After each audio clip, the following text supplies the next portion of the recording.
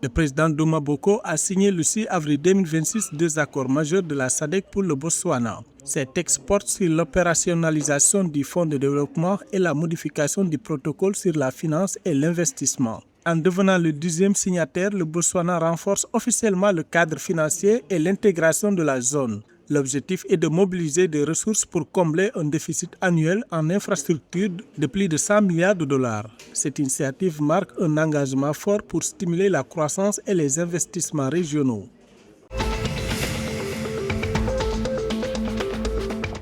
Le service des recettes de Swatini a annoncé le 6 avril 2026 un objectif de collecte de 15,7 milliards d'euros pour l'exercice 2025-2026. Ce résultat marque une progression de 7,6% par rapport à 2024-25, malgré une forte chute des recettes de l'Union douanière d'Afrique australe. Cette performance s'explique par une exécution rigoureuse des opérations fiscales et un meilleur civisme des contribuables. En parallèle, l'organisme a reversé 3,49 milliards d'euros en remboursement pour garantir l'équité du système. Ces fonds mobilisés sont essentiels pour financer les programmes de développement et les priorités du gouvernement.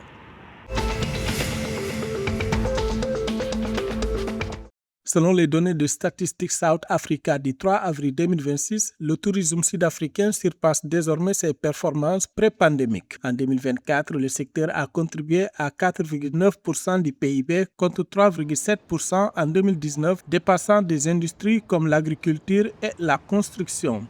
Cette dynamique soutient 953 981 emplois directs, soit 5,7% de la population active. Le gouvernement maintient son objectif ambitieux de 15 millions d'arrivées annuelles d'ici 2030. Le secteur s'affirme ainsi comme un moteur de croissance plus robuste que les services publics ou le bâtiment.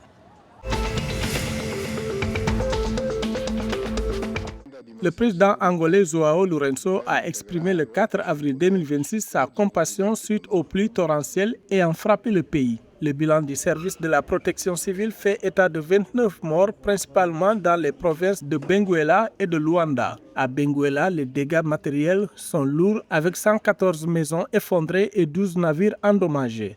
La capitale recense 6 décès et plus de 33 000 sinistrés, illustrant la précarité des infrastructures face aux inondations. Les autorités ont lancé des opérations de secours d'urgence pour assister les milliers de familles touchées.